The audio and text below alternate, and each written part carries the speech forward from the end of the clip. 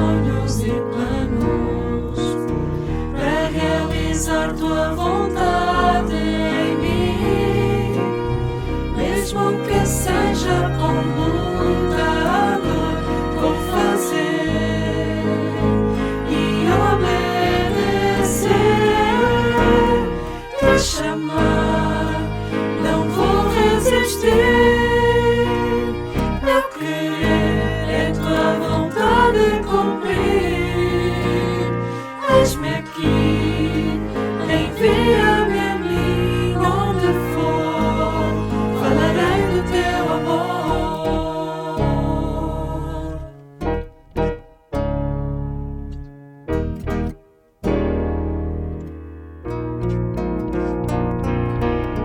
Dá-me paixão pelas almas, Senhor.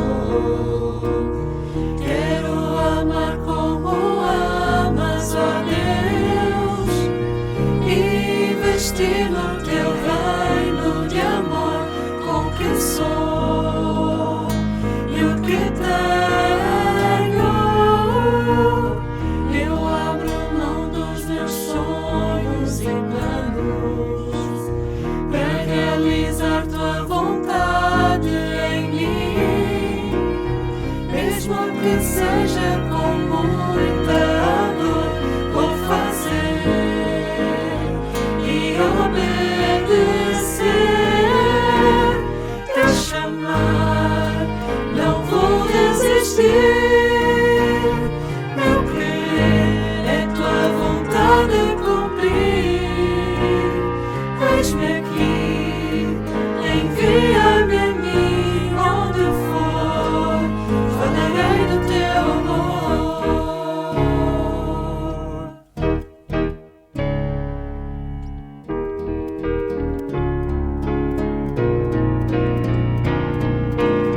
Te chamar, não vou resistir. Meu querer é tua vontade cumprir. Eis-me aqui, envia-me a mim onde for, falarei do teu amor. Te chamar, não vou resistir.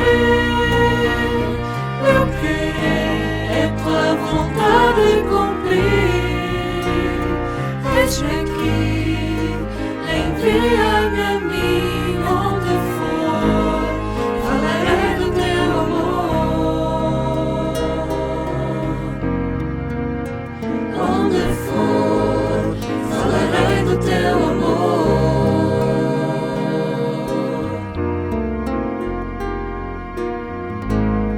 Falarei do teu amor.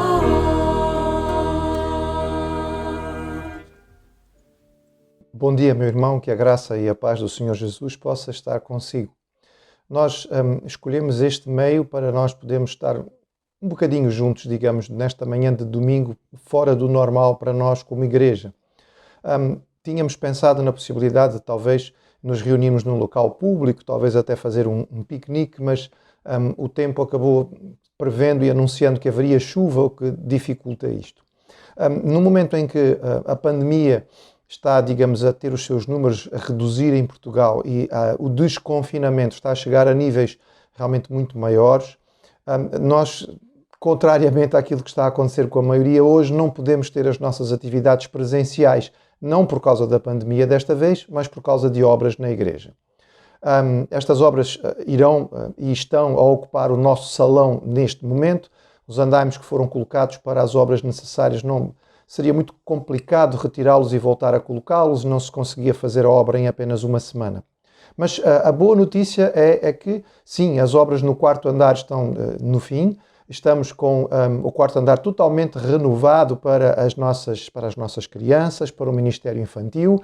As professoras estão a dedicar-se intensamente para preparar então agora a decoração e tudo aquilo que vai ser necessário para que os nossos pequeninos possam ter um espaço que lhes seja realmente especial e que eles possam olhar com expectativa positiva para domingo irem à igreja, estarem na escola dominical e participarem do culto infantil.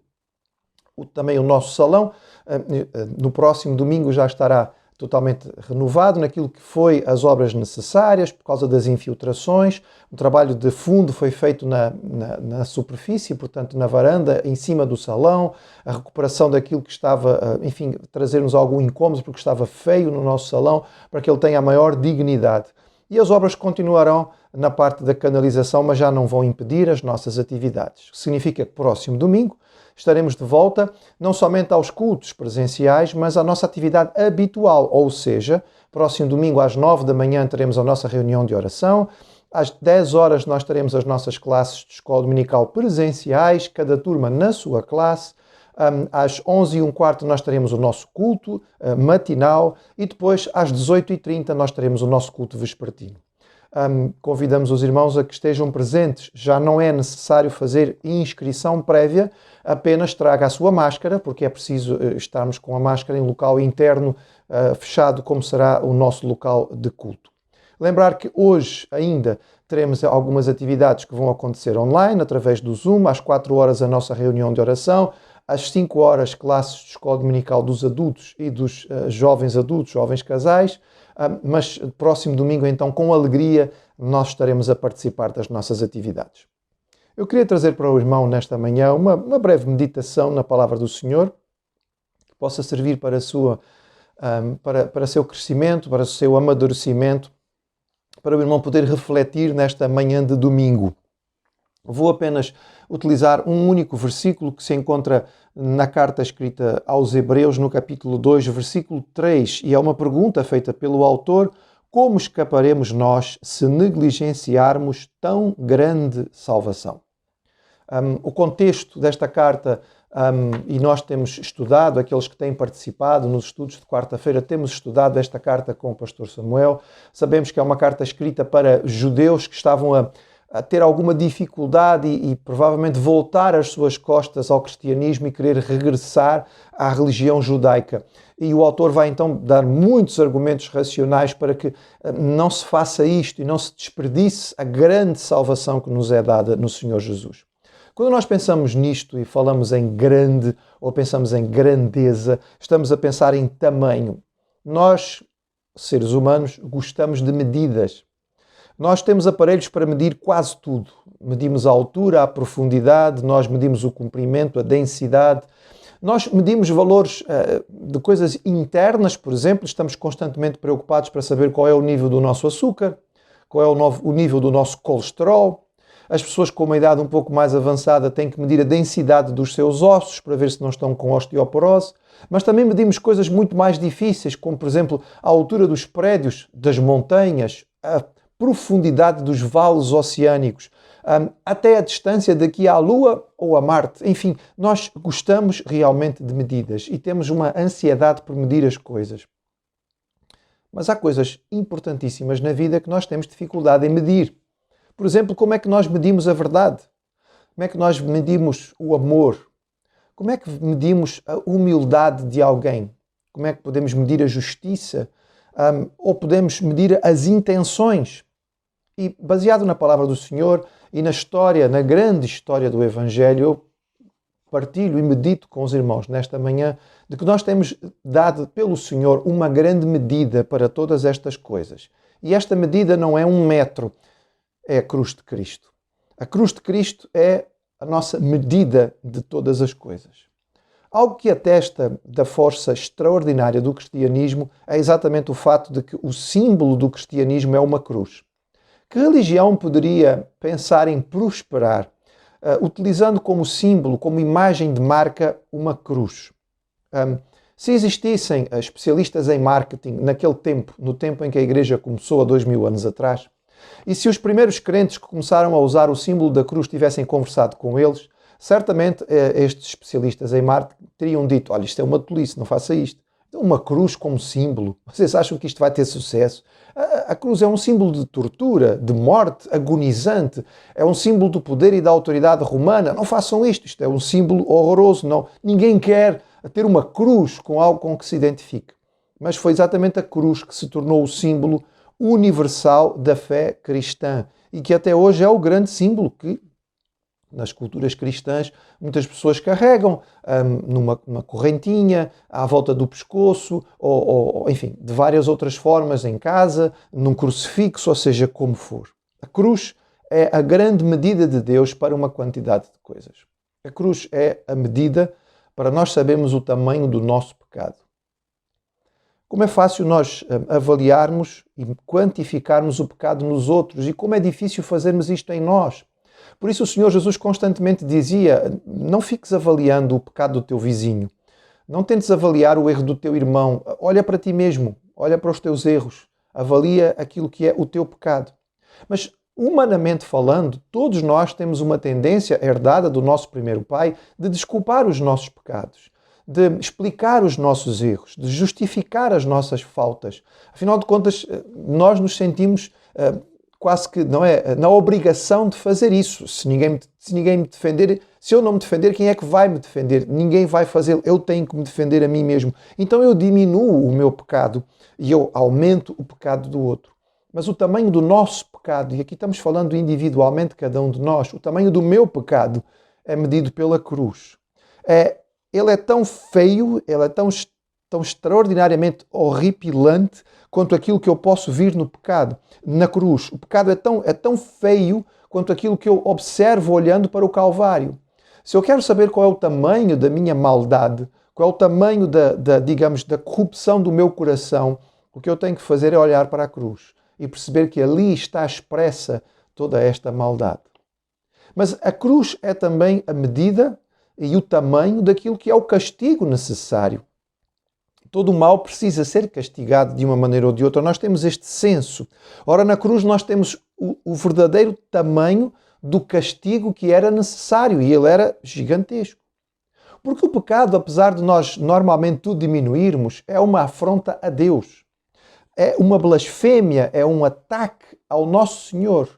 Cada vez que nós pecamos, seja ele para nós mesmos, ou seja, em pensamento, ou quando nós fazemos algo que prejudica o nosso irmão, a pessoa que está próxima de nós, o nosso parente dentro de casa, nós estamos também, e de forma superior, magoando o coração de Deus, ofendendo, afrontando, mostrando rebeldia contra o nosso Criador. E tudo isto, esta agressão, merecia um castigo. Mas a condenação para a rebeldia contra Deus era a morte. Deus anunciou isto no primeiro momento. Quando disse ao homem: tu és livre, tu podes escolher, há apenas uma árvore de todas as que estão no jardim que tu não deves comer, mas o dia em que tu comeres dela vai haver uma ruptura entre nós e certamente morrerás. Vais ficar separado espiritualmente de mim, vais degradar o teu corpo físico, vais experimentar a morte. E, infelizmente, foi isso que o homem escolheu. Qual é o castigo para o nosso pecado? É a cruz. Na cruz de Cristo nós vemos aquilo que era necessário ser feito para que o pecador pudesse ser condenado. Mas aqui entra a outra parte daquilo que é a mensagem. A cruz é também o tamanho da justiça de Deus. Nós temos muitas vezes a falsa noção de que o nosso Deus não age como deveria. Quem somos nós para julgá-lo? Mas nós não só julgamos os outros, também julgamos a Deus. E por vezes ficamos irritados quando vemos coisas que nos mostram injustiça no mundo. E há tanta injustiça à nossa volta. Quando acontecem coisas boas com pessoas más, nós ficamos indignados.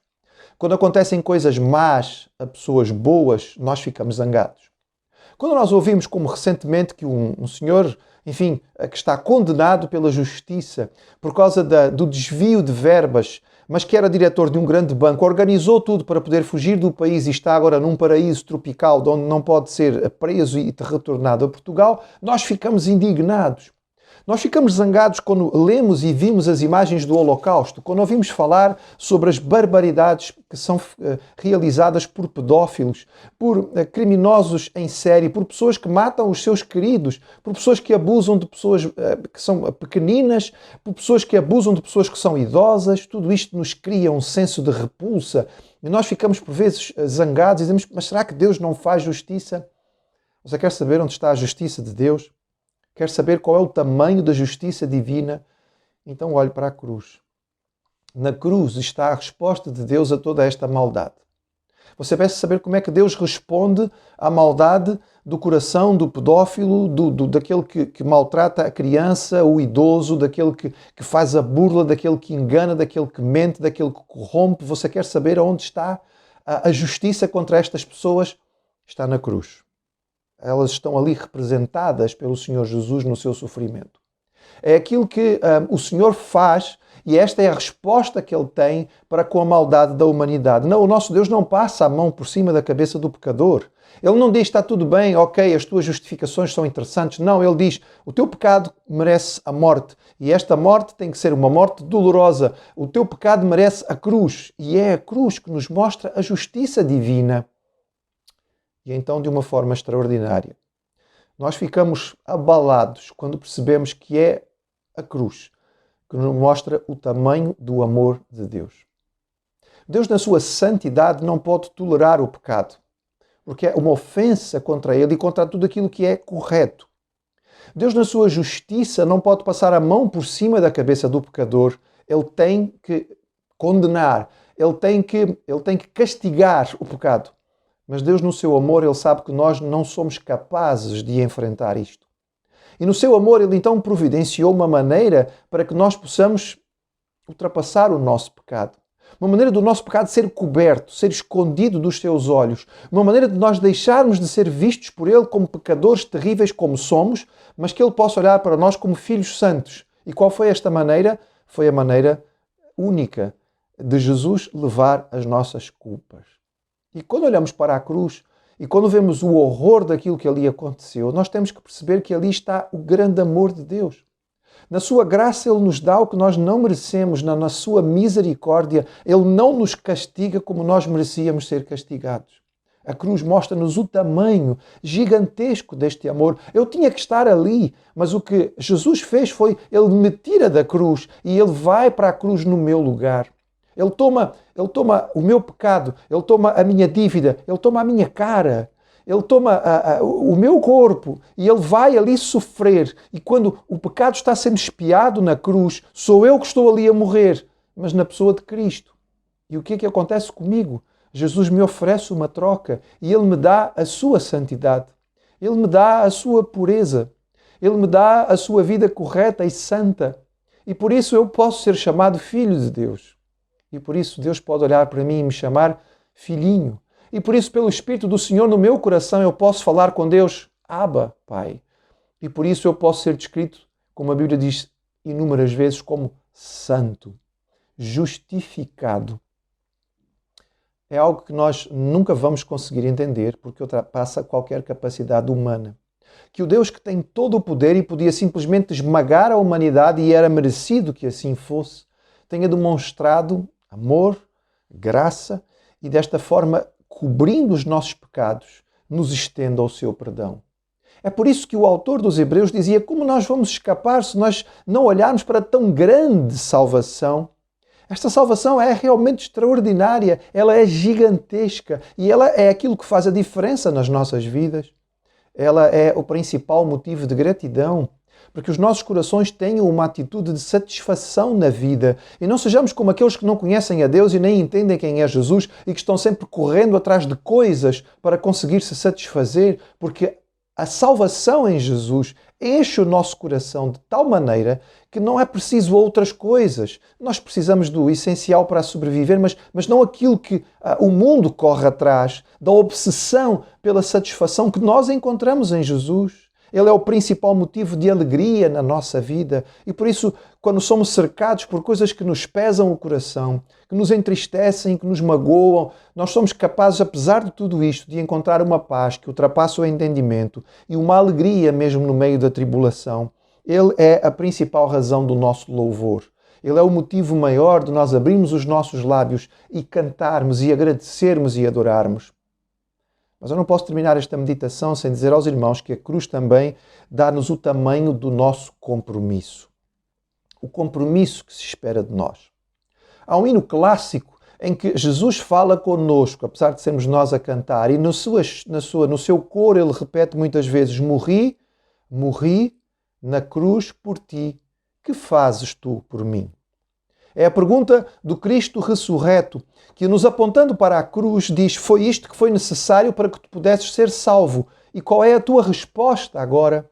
Não é uma resposta para ganhar a salvação, não é uma resposta para purgar os meus pecados, não, é uma resposta de gratidão, é uma resposta de compromisso, é uma resposta de entendimento de que diante deste amor eu também preciso responder. Quando nós achamos que nós já fazemos alguma coisa para Jesus, nós precisamos olhar para a cruz para perceber este é o tamanho do compromisso. É um compromisso até à morte, é um compromisso até ao sacrifício, é um compromisso até à dor extrema e à tortura. Quando nós achamos que estamos a fazer alguma coisa e olhamos para a cruz, nós percebemos que tantas vezes as nossas vidas são mesquinhamente gastas com os nossos próprios interesses, em que nós gastamos ou perdemos tempo com coisas que são inúteis e gastamos o nosso dinheiro naquilo que não tem valor absolutamente nenhum. Quando nós nos acomodamos, achando que a nossa vida cristã já está razoável, é tempo de nós olharmos para a cruz. Quando nós achamos que nós já somos bonzinhos, é tempo de olhar para a cruz. A salvação que nós recebemos não é só um bilhete para o céu, não é só uma entrada no reino de Deus, é o início de uma vida de serviço.